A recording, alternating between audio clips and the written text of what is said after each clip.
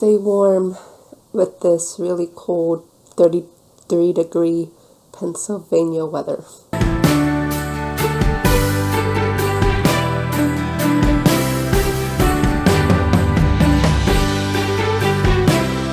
guys, welcome back to my channel, and this is our new look for this video because it's cold here, still a little tired,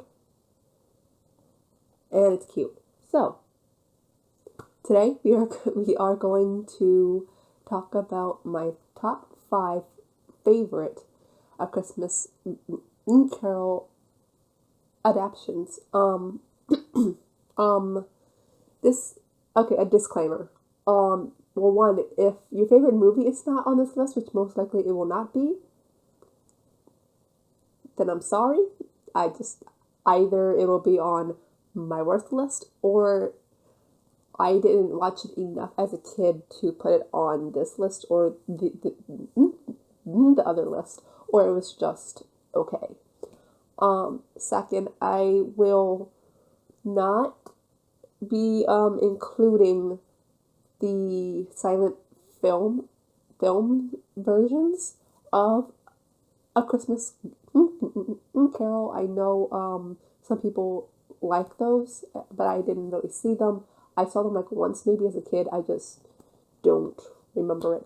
Oh, also, speaking of that, some of these, maybe like 2 of them, no, only 1 of them on this list, I'm talking about from memory. 3 of these that are on my best list I saw fairly recently, but only 1 of them because I cannot find it for the life of me on either DVD or on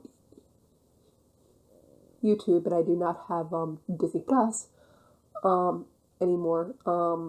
I just did not see it recently. So, without further ado, here is my top 5 favorite A Christmas Carol options. Number 5, Mixed Carol. This is the one that I said I did not see recently. The last time I saw it, I think was like 2011, 2012. The last time that it played on ABC at 8 o'clock. That was the last time that I saw it. Probably was in 2010. It's still one of my favorites because it's a childhood favorite. My auto keeps going out. But yeah, Mickey's a Christmas Carol. I love that they created a new character for this, and then later it incorporated into like DuckTales and just a whole Disney character lineup. He's actually a really underrated character, Scrooge McDuck. I love how like Mickey isn't the star of this, and he's actually like a supporting character, which you usually never see of Mickey. He's usually the main character. It's kind of like seeing Bugs Bunny be a supporting character. You just never see it, and I liked it. As faithful to the book as it is, this will come up later because I'm going to be talking about this one, but I kind of wish in every adaptation, I wish that Scrooge actually goes to hell. But it's Disney. They're not going to do that. And so, with that anyway, as it is pretty faithful to the book, besides, them being anamorphic animals, anamorphic living, walking animals like humans. Obviously, that's not in the original. But I like how they, even in like, I think it's like a 25-minute short. It it really gives you the magic that is in A Christmas Carol. I kind of wish that they used more of the themes other than like he's a miser, he should be happy and give to others. The themes of A Christmas Carol is more than that, and I wish that they had incorporated it more into the short. But yeah, still number 5. Number 4. Tim Curry's A Christmas Carol. Tim Curry, you guys are probably wondering, when did Tim Curry do A Christmas Carol? Well, I believe back in 96, 97, he did an animated version. It's really low quality animation, but it's still cool animation. This A Christmas Carol version was with Tim Curry, Whoopi Goldberg, Ed Asner, a couple other famous people. Jodie, not Foster, not Sweden. Jodie, I forgot her last name. She did Ariel in The Little Mermaid. She voiced Belle in this version, and it was cool. Yeah, according to what was I gonna say? As in in regards to the original, comparing it, it does pretty well. It kind of has the same problems as Mickey's A Christmas Carol with not following through with all of the themes. But it does really it not like explains it it does stuff with animation, with 2D animation, mind you, with the story that I think is really, really good. I even though the animation, most of it doesn't hold up anymore, there's still some like good like tidbit added things, like they give Scrooge a dog named Debit, which I find hilarious. The songs are really, really good, and I wish that there was a soundtrack for this, but there isn't, and I'm sorry about that. Light glare, I can't do anything about it. 3.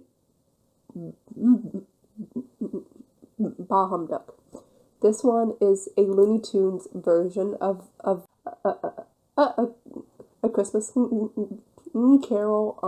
They actually did two versions of this. One was an actual kind of like the first one was a part of a short collection of, they kind of just like wrapped each story and then intertwined them together. It's kind of weird, but it was cool. It's called Bugs Bunny's Christmas Tales. And then this one that they made in 2005, pretty sure, was released, and Daffy is Scrooge, kind of. They keep Daffy. I think they call him a Daffy McDuck. Yeah, and he owns a corporation, which that makes sense. Bugs is kind of like he sees stuff and he's there for things, and he's kind of like the preemptive Jacob Marley, who was later played by Sylvester, not named Jacob Marley. Everyone uses their own name in this one except for the ghosts kind of Granny and Tweety are ghosts of Christmas past. Yosemite Sam is the ghost of Christmas present, and Tasmanian Devil is the ghost of Christmas future. And they all come and visit Daffy. Trying to, yes. So they all see Daffy and they take him to go see, you know, his life and, you know, the whole like Christmas Carol thing. Again with the themes because it's one property adapting another to introduce it to kids and it's a family movie, but again with the themes that's not there. It's not there. But I love it anyway. Again, a childhood classic for me.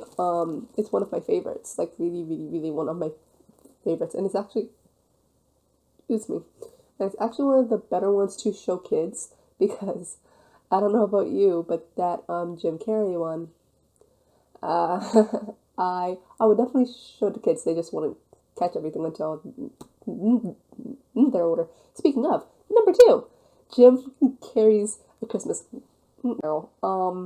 This one. So, story time. I saw this in the theater when I was 9 years old in IMAX 3D. Another movie another movie in the same year came out called Coraline, and I never had the most scary. I that holiday, both of those holidays were scary for me because as a kid I was afraid of anything like ghosts and supernatural and like stuff like that, and so the combination of Coraline's mother and the ghost of Christmas future from this movie scared me, scared 9-year-old me to death. Later on, I'm like, okay. But looking back at this movie, at Jim Carrey Christmas Carol, because I just saw it recently, it's amazing. It's like the best animated version because it stays close to the source material. It adds in the themes, the actual themes of poverty and greed and just not caring. And also they actually added a theme in it that I love. And it's not really a theme, it's just like a passing by like, hey, you Christians, hey, you Catholics. It's just, you never expect that from Disney, but in The Ghost of Christmas Present, when he takes Scrooge around to see the present, Scrooge berates the ghost, complaining that because I guess in this version, A Christmas Carol, The Ghost of Christmas Present is also Jesus, or at least a figment of of of the Christian religion, which I never got that, but yeah. But anyway, Scrooge berates the ghost and complains about food banks and things like that being closed on Sundays, which I always thought that was like out of character for Scrooge. But anyway, and the Ghost of Christmas presents the Ghost of Christmas present says the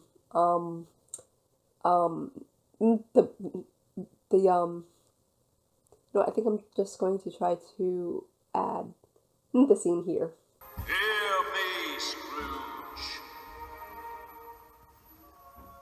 some upon this earth of yours who claim to know me and my brothers, and do their deeds of ill will and selfishness in our day. These so-called men of the cloth are as strange to me and my kin as if they never lived. Charge their doings to them, not us. I will.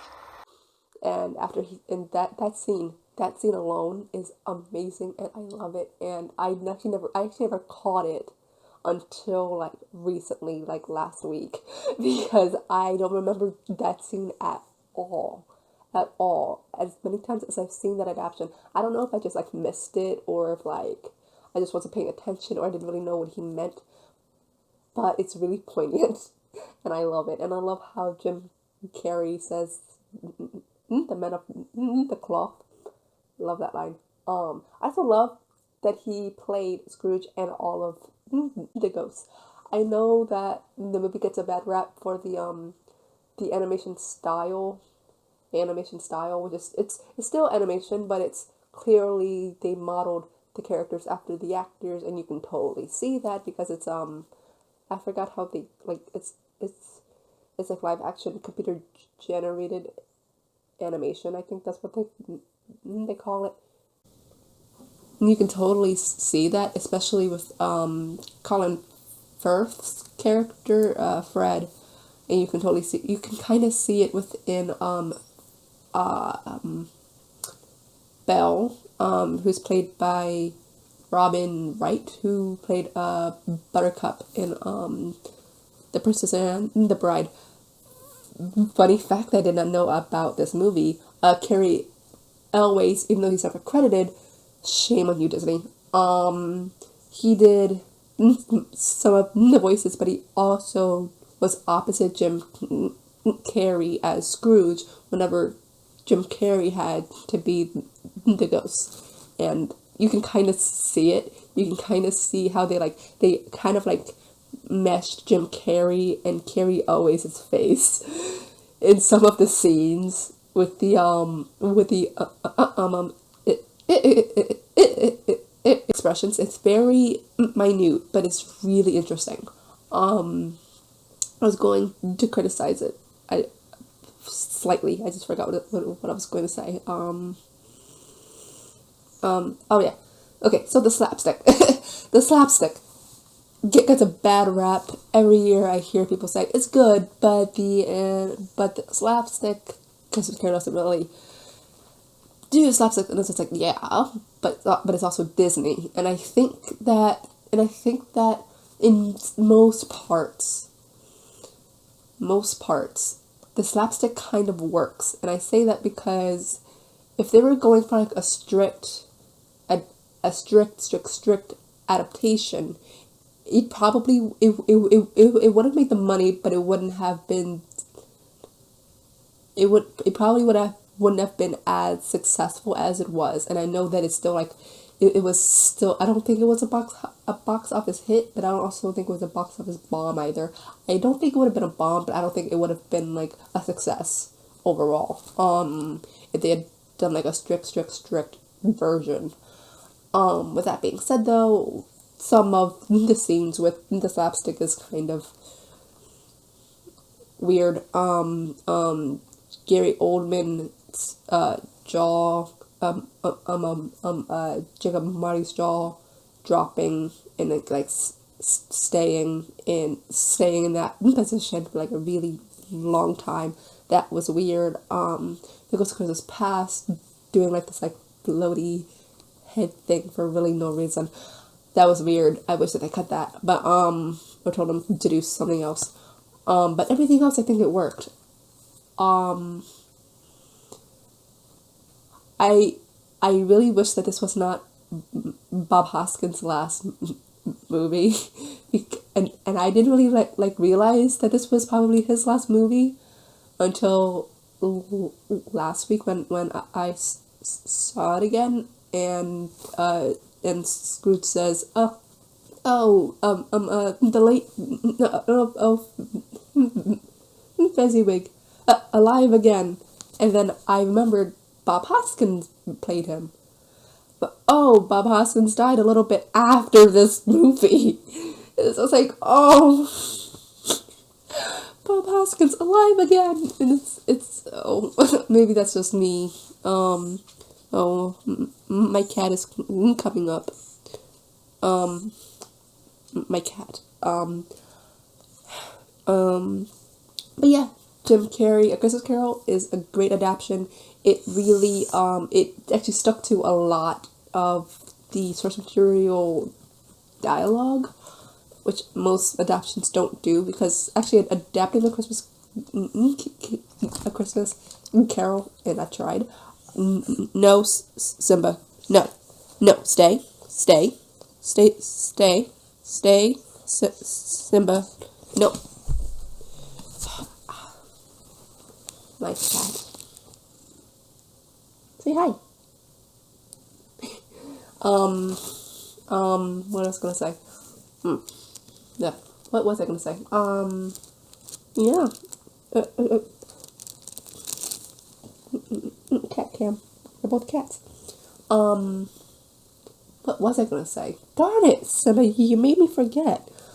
So they used a lot of the dialogue, and adapting A Christmas Carol, and I've tried.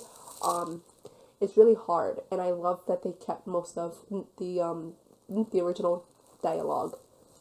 Bye bye, Simba. And yeah, it was really fun. I love this adaptation. I watch it every Christmas. At least I tried to, anyway. Okay. Yep, A Christmas Carol, Jim Carrey, 2009. Now, before I get into number one, here are two honorable mentions. The Man Who Invented Christmas. I bought this recently. I knew it was a thing, I just didn't get it because it was released in Ireland first, and then the UK, and it just never released here in America, I don't think, not in theaters anyway. And I saw it in Barnes & Noble on Black Friday, and I was like, I'm getting that. And so I watched it, and it's one of my favorites now. I love it. So, The Man Who Invented Christmas is basically how Charles Dickens wrote A Christmas Carol. Originally, I thought it was going to be like a documentary. No. It's a period drama, about how Charles Dickens wrote A Christmas Carol. And as he's writing this, you actually get to meet with Charles, Scrooge, and Jacob Marley, and the ghosts. And throughout his writing process, he's going through all of the stuff. He has a strange relationship with his father. His wife is pregnant again because he and his family have like 7 kids. He's in enormous debt, and he's just like, I need money, and he had like 3 flops before writing this, and he's like, I can write a story about Christmas in 4 weeks, and they're just like, you're crazy, but okay, go and try. And he does all this in 4 weeks, and oh, it's amazing. And you actually get to kind of see, even though I'm sure it wasn't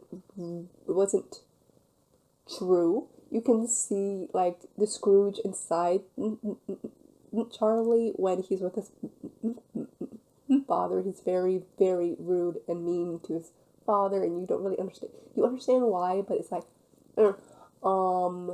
and he has to like find to go back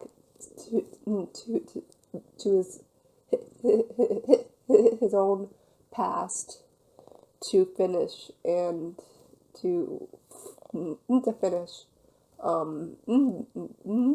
the book, because he's battling writer's block. And I'm sorry if you can hear him purring.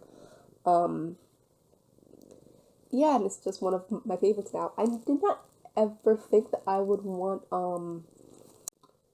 what's his name? The Von Trapp guy, Captain Von Trapp. I forgot his name, but he plays Scrooge, and I love it. And I didn't think that I would have wanted him to be Scrooge. It just didn't pop into my head. But now I need like a definitive version of A Christmas Carol with that Scrooge. There's a lot of like funny things too, and it's funny how with Charlie meeting these characters, how some of them already know Scrooge.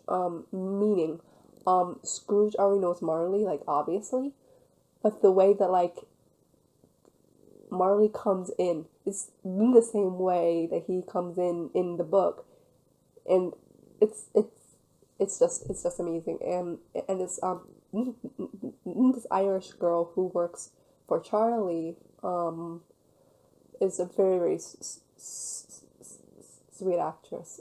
She's really good, and she inspires him to write The Ghost of Christmas Past, which is kind of a thing that I do have a gripe about the movie. Some of the descriptions for the characters in the actual real book doesn't reflect in the movie. With The Ghost of Christmas Past, you're told that it's a candle-like figment of a head. And we don't get that here. Kind of old, but also young. You get the old and the young, kind of, but it's mostly a girl standing at a window with a light behind her. And you don't really get the candle thing. You get more like an angel thing, and I have a little gripe about that, but like I'm nitpicking because it's really a good adaptation. Not really like adaptation. It's more like it's a good version. And then the second honorable mention is the musical A Christmas Carol. It was written by Ferguson and Greer. It was I don't know if it ever premiered anywhere except for this Texas church, which you can actually see the whole show on YouTube. That's how I found it years ago. And it's actually really, really good. And they do have a cast recording out on Spotify, and it's really, really good. And the third and the last honorable mention is A Diva's Christmas Carol with Vanessa Williams. This one came out in 2004, 2000? 2000, no, 2002. Somewhere in the early 2000s, and it's one of my childhood favorites. Vanessa Williams is a diva, Ebony Scrooge, and she's a miserly diva. And she goes through the course of A Christmas Carol, and she had a band or girl group based off of TLC. In fact, one of the characters, I'm pretty sure that they exclusively inspired this off of TLC, because Marley Jacobs, I believe that's her name in this movie. She died. The character died the same way Lisa Left Eye Lopez died. Like the same way, the exact same way, and it was like, oh, and what are you doing? What do you want? And it's it's really funny. It's really funny version. Which is weird to say for a Christmas Carol, because you're just like, oh, it's like it's dark and it's brooding and it's scary, but no, this one's actually like pretty funny. Kathy Kathy Griffith played the Ghost of Christmas Past, which I loved. I forgot who played the Ghost of Christmas Present. It's this like rocker dude who I think is an actual musician. And then the Ghost of Christmas Future is is a is an entity in her TV screen, and she sees an MTV look back on her life as if she died, which she does in the future, and it's really cool, and I love this movie. It has a really amazing song called Heartquake. It's very, very cheesy, but it's early 2000s meets 80s cheesy, and it's the best. Yeah. Now, drum roll to number one. Number one is Scrooge. The musical, 1970, Albert Finney. I know you guys are probably hating me right now. This is not what you wanted to hear, but this one's iconic. The reason why I didn't put the Albert the Christmas Carol with Albert another Albert did a version way before this. I just forgot his name. I'll put it up here somewhere. The reason why I didn't put that one on there is because it's not, well, one, it's not one of my favorites. It's not one of the best ones that I've looked at. This one is the best that I've seen, Scrooged, the musical. Because not only does it have amazing songs, iconic songs, but also it does one step more than any other adaptation that I have seen. It's actually put Scrooge in hell. As a kid, this freaked me out.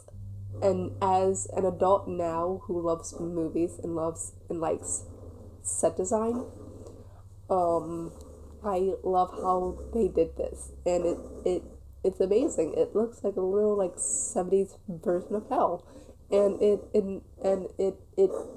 matches the themes amazingly. I'd argue that it's probably not the best adaptation for the themes, and it's not the best adaptation for direct quotes, but it's the best one because it goes farther than any other adaptation that I have seen. And it's only because he goes into hell and he's terrified after that. Like, all of the other Scrooge, they're scared of dying. Yeah. They're scared of dying and indirectly killing a little boy. But this one, it's not only scared of dying, not just scared of indirectly killing a little boy, but he's scared to go to hell. And it's the most human reaction that I've ever seen out of a Scrooge. Especially because if he goes to hell, he's the devil's secretary, and he's going to freeze in hell, and it's amazing. It's amazing. Go see it if you haven't already. It's on YouTube. It's amazing. So guys, that is my top 5 best A Christmas Carol adaptions. Like, subscribe. I will see you next time. Say bye, Simba. Bye. Bye.